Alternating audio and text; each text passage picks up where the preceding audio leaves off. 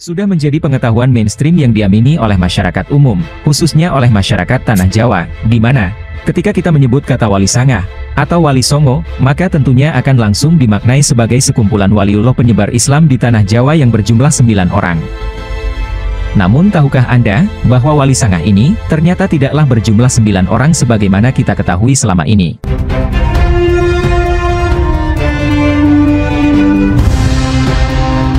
Wali Sangah sebenarnya merupakan sebuah majelis perkumpulan para ulama yang menyebarkan Islam di Tanah Jawi, analognya semacam Majelis Ulama Indonesia saat ini.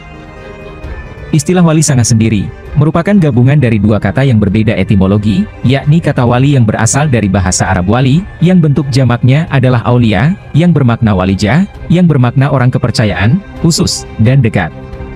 Dan kata sangat yang berasal dari bahasa Pali atau Prakrit Sangha, yang bermakna perkumpulan suci. Sehingga secara etimologi, kata Wali Sangha yang berasal dari gabungan kata wali dan sangha, bermakna perkumpulan orang-orang yang suci. Pemaknaan inilah yang harus diluruskan terlebih dulu dari sebuah terminologi Wali Sangha. Lantas, apakah Wali Sangha itu terdiri dari 9 orang juga? Tentu hal ini juga keliru. Mengapa? Karena ketika kita merujuk kepada berbagai referensi naskah-naskah kuno tentang Wali Sanghat, maka kita akan dibuat bingung olehnya. Misalnya, dalam naskah Serat Suluk Walisana, yang berbentuk tembang Asmaradana, yang ditulis oleh Sunan Giri II, disebutkan bahwa Walisana itu berjumlah 8 orang, yakni diantaranya, Sunan Ampel, Gunung Jati, Ngudung, Giri di Giri Gajah, Makdum di Bonang, Alim di Majagung, Mahmud di Derajat, dan Sunan Kali.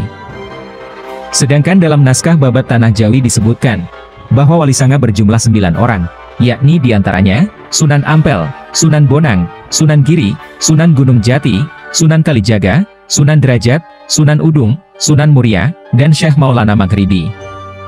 Sementara dalam naskah Babat Cirebon disebutkan, bahwa Wali Sangha di sini juga berjumlah 9 orang, namun berbeda dengan 9 orang Wali Sangha yang disebutkan dalam Babat Tanah Jawi, yakni diantaranya, Sunan Bonang, Sunan Giri Gajah, Sunan Kudus, Sunan Kalijaga, Syekh Majagung, Syekh Maulana Maghribi, Syekh Bentong, Syekh Lemah Abang, dan Sunan Gunung Jati Purba.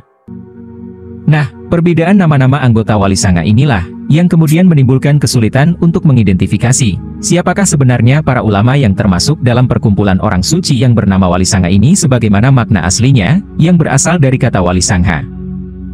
Dalam buku Atlas Wali Songo menyebutkan, bahwa konsep Wali Sangha, sumber utamanya dapat dilacak pada konsep kewalian yang secara umum oleh kalangan penganut Sufisme, diakini meliputi 9 tingkat kewalian. 9 tingkat kewalian ini, oleh Syekh Muhyiddin Ibnu Arabi dalam kitabnya Futuhat Al-Makkiyah, dijabarkan sebagai berikut. Tingkat pertama, Wali Kuthub, yakni pemimpin para wali di alam semesta. Tingkat kedua, Wali Aimah, yakni pembantu Wali Kuthub dan sekaligus menggantikannya jika wafat. Tingkat ketiga, Wali Autad, yakni wali penjaga 4 arah penjuru mata angin. Tingkat keempat, Wali Abdal, yakni wali penjaga 7 musim. Tingkat kelima, Wali Nukaba, yakni wali penjaga hukum syariat. Tingkat keenam, Wali Nujaba, yakni wali yang hanya berjumlah 7 orang pada setiap zaman. Tingkat ketujuh, Wali Hawariun, yakni wali pembela kebenaran agama. Tingkat kedelapan, Wali Rojabiun, yakni wali yang karomahnya muncul setiap bulan Rojab. Dan tingkat ke-9, Wali Hotam, yakni wali yang mengurus wilayah kekuasaan umat Islam. Nah, dalam upaya dakwah Islam yang disebarkan oleh Wali Sangha dengan prinsip dakwah al-muhafazah al-qadimis syolih, wal ahdu bil jadidil ashlah, atau unsur-unsur budaya lokal yang beragam dan dianggap sesuai dengan sendi-sendi tauhid kemudian diserap ke dalam dakwah Islam, dan prinsip dakwah mau'izatul hasanah wa mujadalah bilati hiya ahsan, atau menyampaikan Islam dengan cara dan tutur bahasa yang baik. Dari sinilah, kemudian konsep 9 tingkat kewalian yang sufistik dari Syekh Muhyiddin Ibnu Arabi, diadopsi dan diadaptasi untuk menggantikan konsep Dewata Nawasangha, yang memang telah ada jauh sebelum kerajaan Majapahit berdiri. Konsep Dewata Nawasangha ini, diabadikan dalam lontar Buana Kosa yang ditulis dalam bahasa Kawi, sebagai nama-nama dewa penjaga 8 arah penjuru mata angin. Yakni, Dewa Iswara, Dewa Maheswara, Dewa Brahma, Dewa Rudra, Dewa Mahadewa, Dewa Sangkara, Dewa Wisnu, dan Dewa Sambo. Lalu ditambah 1 dewa penjaga titik pusat, yakni arah tengah, yaitu Dewa Siwa. Konsep Dewata Nawasangha itu sendiri, sebenarnya merujuk kepada Tuhan yang Acintya, yakni Tuhan yang tidak bernama, yang kemudian dinamai dengan nama dewa-dewa. Makna dari kata Iswara adalah yang berkuasa. Maheswara, yang maha berkuasa dari segala yang berkuasa. Brahma, yang menciptakan. Rudra, yang menghapus kesedihan. Mahadewa, cahaya dari segala cahaya. Sangkara, yang maha beruntung. Wisnu, yang maha meliputi. Sambhu, yang maha mewujudkan keberuntungan.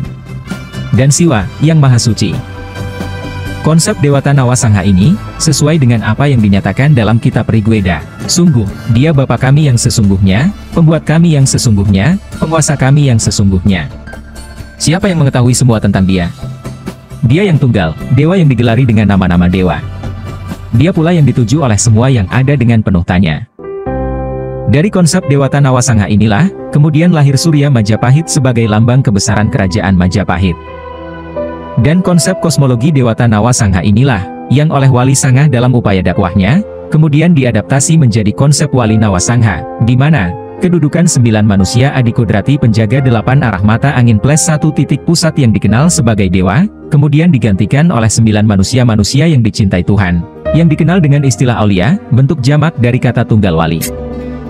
Sampai di sini, akhirnya kita menjadi paham, bahwa ternyata konsep Wali Sangha, sebenarnya merupakan adaptasi dari konsep Dewata Nawasangha, atau perkumpulan 9 dewa yang bersifat Hinduistik, menjadi konsep Wali Nawasangha, atau perkumpulan 9 wali yang bersifat sufistik.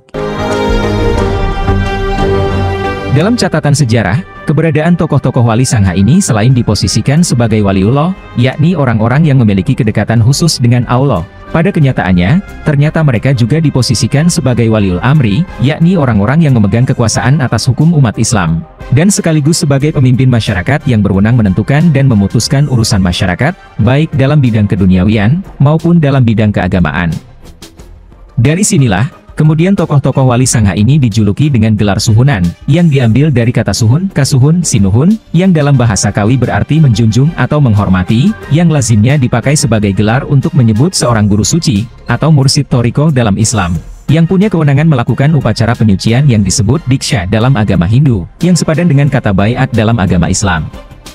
Dalam perjalanan waktu, gelar suhunan ini kemudian mengalami transliterasi bahasa, menjadi sunan. Jika konsep Dewata Nawasangha diadopsi menjadi Surya Majapahit sebagai lambang kebesaran kerajaan Majapahit, yang wilayah kekuasaannya mencakup 8 penjuru mata angin, di mana Pulau Jawa menjadi pancer atau titik pusatnya, maka demikian pula halnya dengan konsep Wali Nawasangha yang mengadopsi Surya Majapahit, di mana kedudukan Wali Sangha harus mampu menjadi pembawa cahaya Islam, yang mampu menerangi 8 penjuru mata angin bumi Nusantara, di mana Pulau Jawa berkedudukan sebagai pancer, atau titik pusat dakwahnya. Dari awalnya dakwah Islam hanya dilakukan oleh Syekh Jumadil Kubro, atau kakek Sunan Ampel, Syekh Maulana Ishaq, atau ayahanda Sunan Giri, dan Sunan Ampel, atau ayahanda Sunan Bonang, sebagai generasi pertama Wali Sangha di wilayah Nusantara yang mencakup Malaka atau Malaysia, Pasai atau Aceh, dan Ampel Denta atau Surabaya. Lalu pada generasi Wali Sangha pasca bergabungnya Sunan Bonang, Sunan Kalijaga, dan Sunan Giri, dakwah Islam pun kemudian terus meluas ke segenap penjuru wilayah Nusantara, yang mencakup Aceh, Minangkabau, Palembang, Banjar Kalimantan, Lombok NTB, Timor NTT, Makassar Sulawesi, Ambon Maluku, hingga sampai ke Fak-Fak Papua. Sementara, dalam kitab Kanzul Ulum yang ditulis oleh Ibnu Battuta, yang naskah aslinya masih tersimpan di perpustakaan Istana Kesultanan Ottoman di Istanbul, Turki, disebutkan bahwa pembentukan Wali Sangha ternyata dilakukan oleh Sultan Turki yang bernama Sultan Muhammad I, sebagai sebuah tim khusus yang membawa misi dakwah Islam di Pulau Jawa yang anggotanya berjumlah 9 orang. Di antaranya, Syekh Maulana Malik Ibrahim dari Turki, Syekh Maulana Ishaq dari Samarkand, Syekh Maulana Ahmad Jumadil Kubro dari Mesir, Syekh Maulana Muhammad Al-Maghribi dari Maroko, Syekh Maulana Malik Israil dari Turki, Syekh Maulana Muhammad Ali Akbar dari Iran, Syekh Maulana Hasanuddin dari Palestina, Syekh Maulana Aliuddin dari Palestina, dan Syekh Subakir dari Iran. Kesembilan ulama yang tergabung dalam struktur Wali Nawasangha inilah, yang menjadi Dewan Wali Sangha generasi ke-1, yang bertugas dalam penyebaran dakwah Islam pada periode tahun 1404 sampai 1435 Masehi. Ketika Syekh Maulana Malik Ibrahim wafat pada tahun 1419 Masehi, maka pada tahun 1421 Masehi, dikirimlah seorang ulama pengganti yang bernama Ahmad Ali Rohmatullah, anak dari Syekh Ibrahim Asmarakandi yang menjadi menantu Sultan Champa Thailand Selatan, yang juga masih keponakan dari Syekh Maulana Ishaq. Karena masih kerabat istana, maka Ahmad Ali Rohmatullah yang kerap dipanggil dengan nama Raden Rahmat, kemudian diberi daerah perdikan di Ampel Denta Surabaya oleh Raja Majapahit, yang kemudian dijadikan markas untuk mendirikan pesantren. Dari sinilah, kemudian Ahmad Ali Rohmatullah atau Raden Rahmat, dikenal dengan nama Suhunan ing Ampel Denta, atau Sunan Ampel. Dengan masuknya Ahmad Ali Rohmatullah, atau Raden Rahmat, atau Suhunan ing Ampel Denta, atau Sunan Ampel ke dalam struktur Wali Nawasangha, maka, Prabu Kertawijaya yang saat itu menjadi Raja Kerajaan Majapahit, diharapkan dapat masuk Islam. Dialog antara Sunan Ampel yang mengajak Prabu Kertawijaya masuk Islam ini, tertulis dalam Serat Suluk Walisana, Sinom Pupuh 4, bait 9-11, dan bait 12-14. Selanjutnya, pada tahun 1435 Masehi, ada dua orang anggota Dewan Walisanga yang wafat, yaitu Syekh Maulana Malik Isroil dari Turki, dan Syekh Maulana Muhammad Ali Akbar dari Iran. Dengan meninggalnya kedua anggota Dewan Walisanga ini, maka kemudian Dewan Walisanga mengajukan permohonan kepada Sultan Turki, yang saat itu dijabat oleh Sultan Murad II pengganti Sultan Muhammad I, untuk dikirimkan dua orang ulama pengganti yang mempunyai kemampuan agama yang lebih mendalam. Permohonan tersebut dikabulkan, dan pada tahun 1436 Masehi, dikirimlah dua orang ulama. 1. Said Ja'far Shodiq, berasal dari Palestina, yang selanjutnya bermukim di Kudus, dan kemudian lebih dikenal dengan nama Susuhunan ing Kudus, atau Sunan Kudus, bertugas menggantikan Syekh Maulana Malik Isroil. Dalam Babat Demak disebutkan, bahwa Said Ja'far Shodiq adalah satu-satunya anggota Walisanga yang paling menguasai ilmu fikih. 2. Syarif Hidayatullah, yang juga berasal dari Palestina, yang selanjutnya bermukim di Gunung Jati Cirebon, dan kemudian lebih dikenal dengan nama Susuhunan ing Gunung Jati atau Sunan Gunung Jati, bertugas menggantikan Syekh Maulana Muhammad Ali Akbar. Dalam Babat Cirebon disebutkan, bahwa Syarif Hidayatullah adalah cucu Prabu Siliwangi dari Kerajaan Pajajaran, hasil perkawinan Nyi Rara Santang dan Sultan Syarif Abdullah Umdatuddin dari Mesir. Dengan masuknya Said Ja'far Shodiq atau Susuhunan ing Kudus, dan Syarif Hidayatullah atau Susuhunan ing Gunung Jati, maka dapat dikatakan, bahwa struktur Wali Nawasangha ini, kemudian menjadi Dewan Walisanga generasi kedua, yang bertugas dalam penyebaran dakwah Islam pada periode tahun 1435 sampai 1462 Masehi. Selanjutnya, pada tahun 1462 Masehi, kembali dua orang anggota Dewan Walisanga wafat, yaitu Syekh Maulana Hasanuddin dan Syekh Maulana Aliuddin, yang keduanya berasal dari Palestina. Kemudian pada tahun 1463 Masehi, Syekh Subakir yang berasal dari Persia, dan Syekh Maulana Ishaq yang berasal dari Samarkand wafat. Dalam sidang Dewan Walisanga di Ampel Denta Surabaya tahun 1463 Masehi, kemudian diputuskan, bahwa ada 4 orang ulama pengganti yang masuk dalam struktur Wali Nawasangha. 1. Raden Makdum Ibrahim, putra Susuhunan ing Ampel Denta atau Sunan Ampel, yang selanjutnya bermukim di Desa Bonang Tuban, dan kemudian lebih dikenal dengan nama Susuhunan ing Bonang, atau Sunan Bonang, yang bertugas menggantikan Syekh Maulana Hasanuddin. 2. Raden Qasim, juga merupakan putra-putra Sunan Ampel, yang selanjutnya bermukim di Lamongan, dan kemudian lebih dikenal dengan nama Susuhunan Derajat, bertugas menggantikan Syekh Maulana Aliuddin. 3. Raden Paku, putra Syekh Maulana Ishaq, yang selanjutnya bermukim di Giri Kedaton Gresik, dan selanjutnya dikenal dengan nama Susuhunan ing Giri Kedaton, bertugas menggantikan ayahnya, yakni Syekh Maulana Ishaq. 4. Raden Mas Said, putra Adipati Tuban, yang bernama Tumenggung Wilwatikta, atau Raden Sahur, yang selanjutnya bermukim di Kadilangu Demak, dan selanjutnya dikenal dengan nama Susuhunan Kalijaga, yang bertugas menggantikan Syekh Subakir. Dengan perubahan tersebut, maka dapat dikatakan, bahwa struktur Wali Nawasangha ini, kemudian menjadi Dewan Walisanga generasi ketiga, yang bertugas dalam penyebaran dakwah Islam pada periode tahun 1463 sampai 1465 Masehi. Selanjutnya, pada tahun 1465 Masehi, kembali dua orang anggota Dewan Walisanga wafat, yaitu Syekh Maulana Ahmad Jumadil Kubro yang berasal dari Mesir, dan Syekh Maulana Muhammad Al-Maghribi, yang berasal dari Maroko. Disusul kemudian pada tahun 1481 Masehi, Ahmad Ali Rohmatullah, atau Raden Rahmat, atau Suhunan ing Ampel Denta wafat. Dan terakhir pada tahun 1505 Masehi, Raden Paku atau Susuhunan ing Giri Kedaton wafat. Dewan Walisanga kemudian kembali mengadakan sidang yang juga diadakan di Ampel Denta Surabaya, untuk memutuskan memasukkan dua orang anggota baru, dan mengganti Ketua Dewan Walisanga yang sudah berusia lanjut. 1. Raden Fatah, putra Raja Majapahit Prabu Brawijaya V, yang merupakan Adipati Demak, bertugas menggantikan Syekh Maulana Ahmad Jumadil Kubro. 2. Fathul Lohan, putra Susuhunan ing Gunung Jati, bertugas menggantikan Syekh Maulana Muhammad Al-Maghribi. 3. Said Abdul Jalil, yang kemudian setelah menjadi anggota Dewan Wali Sanga, dikenal dengan julukan Syekh Lemah Abang, atau Syekh Siti Jenar. Lemah berarti tanah, abang artinya merah.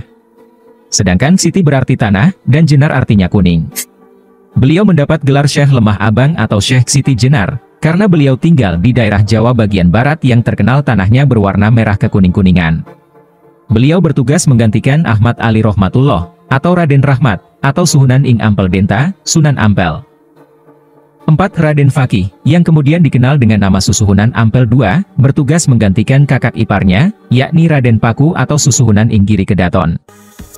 Dengan perubahan tersebut, maka dapat dikatakan bahwa struktur Wali Nawasangha ini kemudian menjadi Dewan Wali Sanga generasi keempat, yang bertugas dalam penyebaran dakwah Islam pada periode tahun 1466 sampai 1513 Masehi.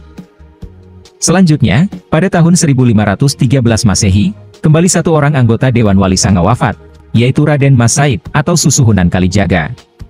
Dan disusul kemudian pada tahun 1517 Masehi, Said Abdul Jalil atau Syekh Lemah Abang atau Syekh Siti Jenar wafat. Lalu disusul kemudian pada tahun 1518 Masehi, Raden Fatah wafat.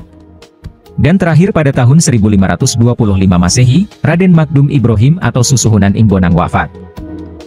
Dewan Wali Sanga kemudian kembali melakukan sidang, dan memutuskan bahwa ada 4 orang ulama pengganti yang masuk dalam struktur Wali Nawasangha. Yaitu 1. Raden Umar Said, putra Raden Mas Said atau Susuhunan Kalijaga, yang selanjutnya bermukim di Gunung Muria, dan selanjutnya dikenal dengan nama Susuhunan ing Muria, bertugas menggantikan ayahnya yakni Raden Mas Said, atau Susuhunan Kalijaga. 2. Syekh Abdul Qohar, yang selanjutnya bermukim di Sedayu, dan selanjutnya dikenal dengan nama Susuhunan ing Sedayu, bertugas menggantikan ayahnya yakni Said Abdul Jalil, atau Syekh Lemah Abang atau Syekh Siti Jenar.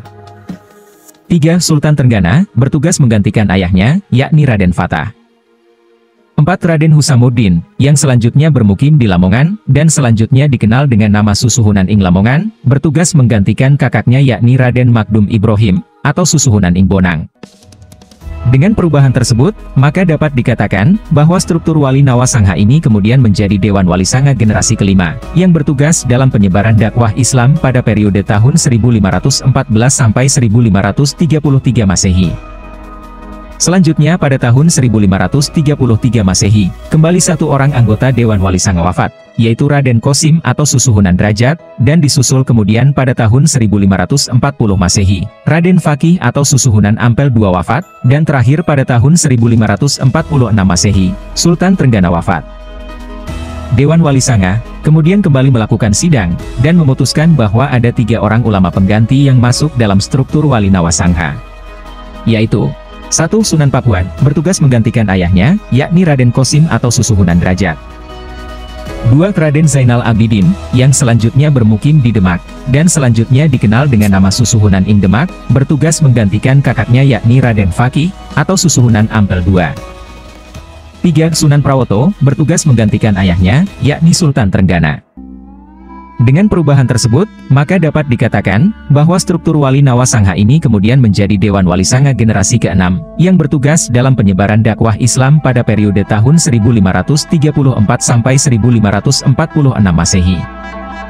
Selanjutnya, pada tahun 1549 Masehi, kembali satu orang anggota Dewan Wali Sanga lainnya wafat, yaitu Sunan Prawoto, disusul kemudian pada tahun 1550 Masehi, Said Jakfar Shodik atau Susuhunan ing Kudus wafat, dan disusul kemudian pada tahun 1551 Masehi, Raden Umar Said atau Susuhunan ing Muria wafat, dan disusul kemudian pada tahun 1569 Masehi, Syarif Hidayatullah atau Susuhunan ing Gunung Jati wafat, dan disusul kemudian pada tahun 1570 Masehi, Raden Zainal Abidin atau Susuhunan ing Demak, Raden Husamuddin atau Susuhunan ing Lamongan, dan Sunan Pakuan wafat, dan disusul kemudian pada tahun 1573 Masehi, Fathullahan wafat, dan terakhir pada tahun 1582 Masehi, Sultan Hadiwijaya atau Maskarbet, atau Jaka Tingkir wafat.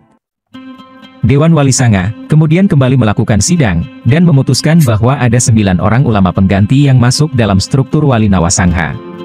yaitu 1. Sultan Hadiwijaya atau Maskarbet, yang kemudian dikenal dengan nama Jaka Tingkir, bertugas menggantikan Sunan Prawoto. 2. Said Amir Hasan, bertugas menggantikan ayahnya, yakni Said Jakfar Shodik atau Susuhunan ing Kudus.